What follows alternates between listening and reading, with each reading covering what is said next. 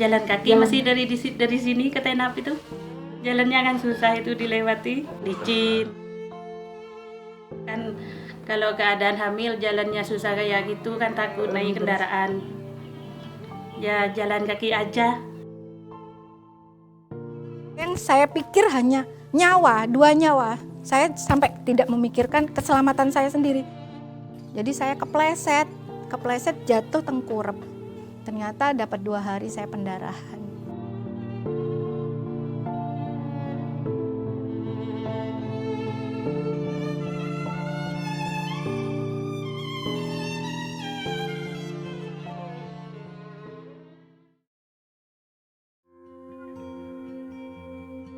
Langit mulai terang ketika Tria Dewi Purbarini keluar dari Puskesmas Kecamatan Jelbuk, Kabupaten Jember. Di saat banyak orang bersantai pada akhir pekan, Tria justru bersiap untuk menempuh perjalanan berjam-jam mengetuk pintu rumah warga. Tekadnya tidak pernah redup dalam melayani masyarakat miskin yang sakit dengan sepenuh hati. Insya Allah kita akan berkunjung ke sasaran home care di Desa Suco Pangepok, Kecamatan Jelbuk. Kita berjalan kaki sekitar 1,5 jam sampai 2 jam menuju sasaran. Perjalanan Tria dan tenaga kesehatan Jelbuk dimulai pukul 9 pagi. Tria menumpang motor trail menuju rumah warga, sementara mobil berwarna pink ikut melaju di belakangnya. Jalan mulus perlahan menyempit, berubah menjadi jalur menanjak dan berkelok. Aspal mulus berganti menjadi jalan rusak penuh debu. 25 menit berlalu, mereka tiba di tujuan pertama, yaitu Dusun Tenap, Desa Suco Pangepok, sebuah wilayah di kaki Gunung Argopuro. Beberapa pasien sudah berkumpul di rumah berfasad bata merah. Ada ibu hamil dengan gangguan kejiwaan, ibu nifas dengan riwayat depresi, dan balita stunting. Bidan Tria dan para perawat dengan telaten memeriksa kondisi setiap pasien, memberikan obat dan vitamin, juga susu formula. Biasanya kalau ibu hamil seperti itu kita dekati dari hati ke hati, ya kita ajak ngobrol, biasanya beri dia kesempatan untuk mencurahkan apa yang ada di hatinya dan memberikan, ayo percaya sama Bu Bidan gak akan cerita sama siapa-siapa.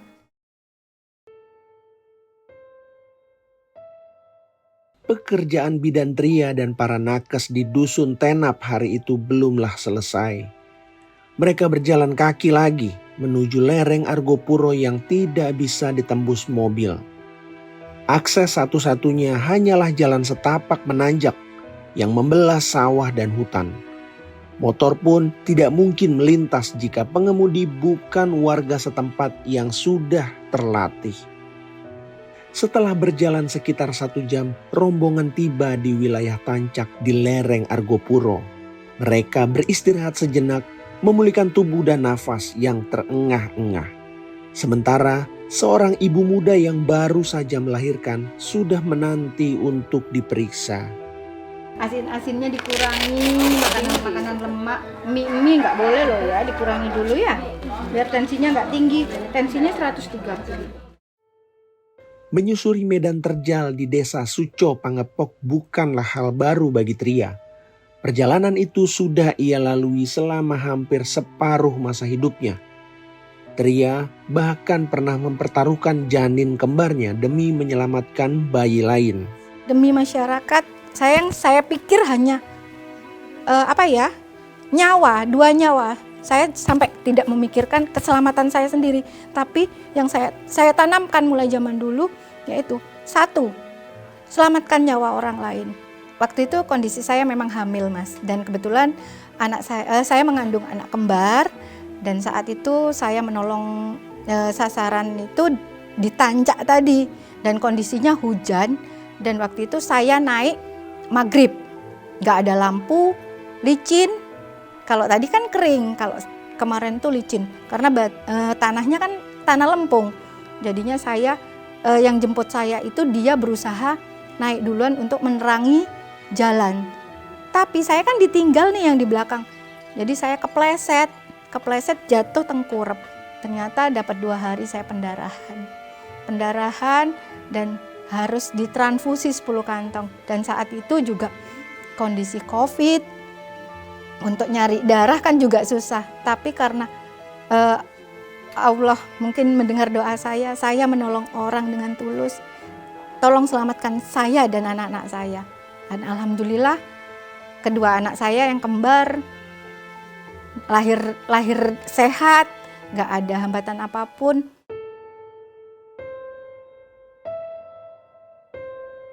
Awal saya jadi bidan wilayah di sini, jalannya nggak semulus sekarang.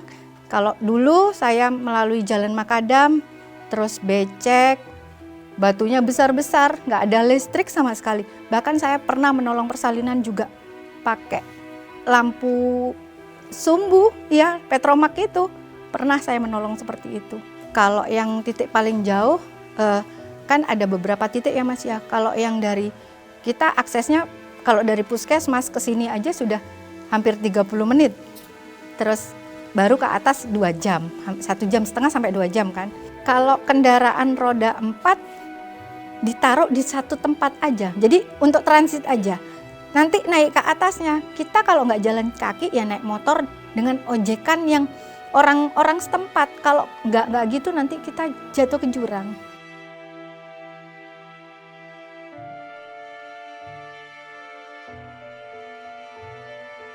Ya, jadi kalau sekarang tuh katanya Sabtu Minggu nakes dikasih libur nih gitu ya. Tapi kalau bidan wilayah insya Allah kerjanya memang 24 jam Mas. Jadi memang tanggung jawabnya 24 jam.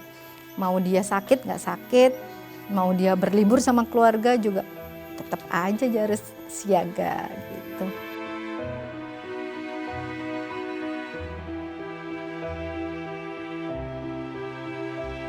Jadi alhamdulillah suami ini dia paham betul ya kondisi saya dan anak-anak saya juga paham betul. Jadi saya itu membaginya di saat mereka mau berangkat sekolah sama pulang sekolah, dan tidur pun bersama saya, tidak sama yang ngasuh. Karena apa? Komunikasi saya hanya di situ. Karena di waktu yang lain saya tidak ada waktu buat mereka.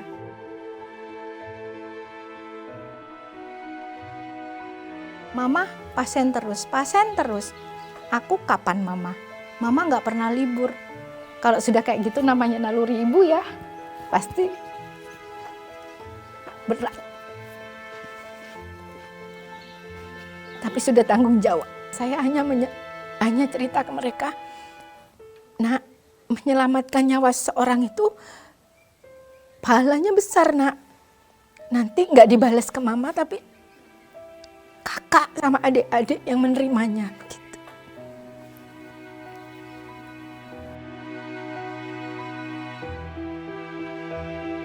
Yang saya minta hanya kepada pemerintah memperhatikan nasib-nasib nakes yang memang yang di daerah yang sulit seperti ini, dan saya juga minta akses jalan dan penerangan saat kita menolong masyarakat di saat malam hari. Dan saya juga pernah berpikir tolong nasib kami bagaimana kalau seandainya terjadi sesuatu, siapa yang melindungi kami di saat kondisi seperti itu. Sedangkan kalau ada kematian ibu dan kematian bayi dengan akses yang seperti ini, yang salah dan yang bertanggung jawab besar adalah nakes. Padahal kan juga ada faktor lain penyebab itu tadi.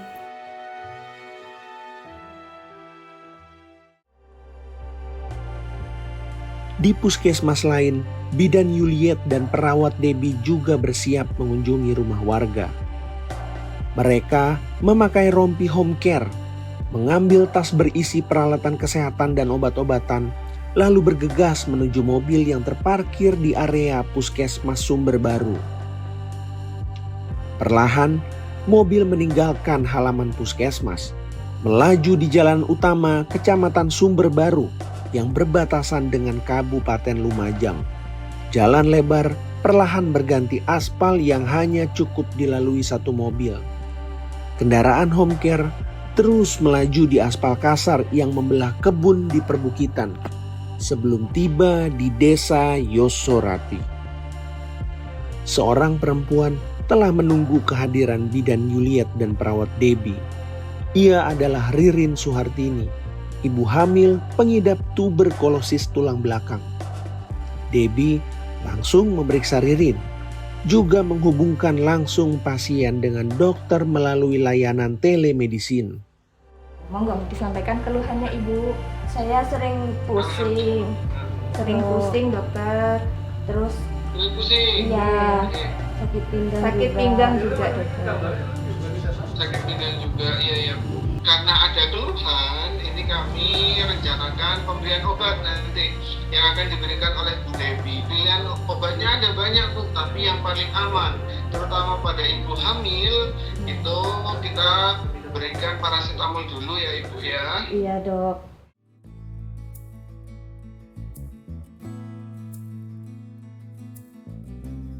Nah, ini ada bingkisan dari Gus Bupati, Gus Fawait. Ya, makasih. Kebetulan di wilayah Puskesmas Sumber Baru ini sebagian besar adalah pegunungan.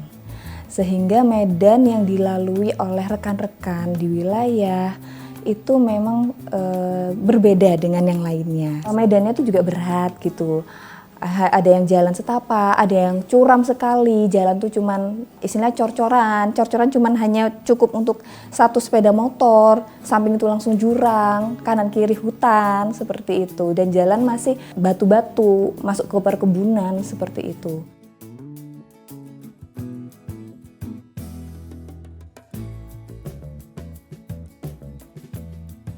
Kita sebetulnya sangat terbantu sekali. Karena seperti wilayah yang susah dijangkau atau pasien sendiri mungkin kesulitan untuk membawa keluarga yang sakit, dengan adanya home care pastinya pasien juga terbantu. Bidan Tria, Juliet, dan Debbie adalah solusi yang dihadirkan negara untuk memberikan pelayanan kesehatan bagi rakyat miskin yang selama ini bertaruh nyawa. Bupati Jember Muhammad Fawait sadar betul bahwa layanan kesehatan tidak selalu bisa dijangkau oleh rakyat miskin yang kini berjumlah 216.000 jiwa di Jember, di mana 100.000 diantaranya masuk kategori miskin ekstrim. Maka pria yang akrab disapa Gus Fawait meluncurkan program Universal Health Coverage Prioritas, sehingga seluruh warga bisa berobat gratis. Namun, masalah kesehatan warga miskin tidak otomatis selesai hanya dengan menggratiskan biaya pengobatan. Jarak dan akses rumah ke fasilitas kesehatan hingga ongkos transportasi juga ternyata menjadi hambatan mereka untuk berobat. Pada titik inilah Gus Fawait menggagas program home care pertama di Indonesia untuk mendekatkan layanan kesehatan kepada masyarakat miskin. Kini masyarakat miskin di Jember punya dokter pribadi gratis. Dengan mengucap Bismillahirrahmanirrahim. 3, 2, 1. Boleh berikan tepuk tangan yang paling meriah Bapak Ibu. Dan dengan diberangkatkan secara langsung oleh Bupati Jember, maka soft launching home care dan mobil home care secara resmi telah dibuka.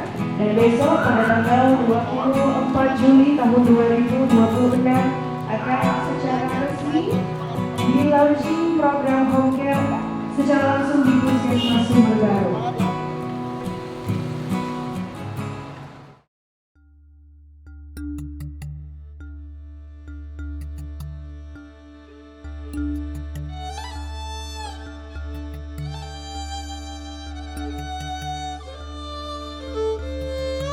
Home care ini kami nakes-nakes di Kabupaten Jember telah bertekad ada kurang lebih 1.200 nakes yang akan keliling-keliling melakukan pemeriksaan dengan program home care turun ke lapangan, memberikan pemeriksaan kesehatan dasar yang sudah diberikan oleh Presiden perangkatnya. Kita akan samperin, kita akan datangi rumah-rumahnya, kita akan melakukan pemeriksaan gratis, kita akan melakukan pemeriksaan dasar. Kalau nanti dibutuhkan konsultasi dokter, maka para nakes kita akan menyediakan pelayanan telemedicine untuk dengan dokter umum atau dokter spesialis bahkan subspesialis yang ada di rumah sakit di Kabupaten Jember. Dan saya memimpikan bahwa nanti setelah diperiksa mereka rata-rata adalah keluarga tidak mampu, maka kita berikan sembako untuk dimakan bersama keluarganya. Kalau orang kaya punya dokter keluarga di Jember, kita sedang berikhtiar. Warga yang tidak mampu, warga miskin juga punya dokter keluarga, punya dokter pribadi. Sebagai langkah awal, program ini akan menyasar sekitar 50.000 keluarga dari 5 kategori, yaitu ibu hamil berisiko tinggi, balita stunting, penyandang disabilitas, kemudian warga miskin dengan penyakit kronis berkepanjangan dan lansia terlantar. Gagasan Gus Fawait ini membuat Wakil Menteri Kesehatan Benjamin Paulus Octavianus terpukau. Benjamin bahkan mendorong home care menjadi program percontohan agar bisa diterapkan secara nasional. Saya ini heran, kok bisa Pak Bupati ngundang saya urus home care? Home care ini kan sesuatu yang sukar. Artinya home care itu kan ada orang sakit, mungkin Bapak Ibu sekalian tahu ya, kalau ada orang sakit stroke, orang yang sakit berat, kadang-kadang dari rumah sakit sudah harus pulang. Tapi di rumah, siapa yang mau lepas NGT-nya, siapa yang mau pasang lepas itunya, kan harus dirawat. Jadi dengan adanya home care ini, Pak Bupati ini peduli. Ini saya tadi sudah sampaikan kepada Pak Bupati, tolong Pak Bupati, ini segera presentasi di Kementerian Kesehatan terukur, biar saya buat role modelnya 2027. Kalau bisa Jember, di Jawa Tengah ada kabupaten lain, di Jawa Barat ada kabupaten lain. Kita buat role modelnya, kita laporkan Presiden sehingga 2028 bisa jadi program nasional. Biar yang seneng bukan cuma orang Jember. Ini pekerjaan yang sangat mulia, nggak bisa dibebankan kepada kabupaten saja. Pemerintah pusat harus ikut nolong membantu pembiayaannya. Masyarakat Jember bergembira menyambut layanan kesehatan ini. Mereka kini tidak perlu lagi bertaruh nyawa menempuh perjalanan jauh menuju Polindes untuk memeriksakan kehamilan maupun kesehatan. Ya alhamdulillah bisa didatangi ke sini. Jalannya itu kan susah. Kalau bawa anak kecil seperti ini kan susah banget. Panas. Kasihan bayinya. Tenang banget kalau datangin ke sini. Tiap bulan nggak apa-apa. Biar saya agak jalan kaki ke sana. Kalau jalan kaki dari sini minimal 1 jam. Capek banget. Tapi kan kalau mau udah posyandu ya pergi ke posyandu. Kalau ada tugas dari Bu Bedan ya harus saya jalanin gitu. Berangkat sendiri. Jalan kaki masih dari sini ke Tenap itu. Jalannya kan kayak gitu, takut jatuh gitu. Jalannya kan susah itu dilewati. Kalau keadaan hamil jalannya susah kayak gitu kan takut naik kendaraan. Ya jalan kaki aja lebih baik.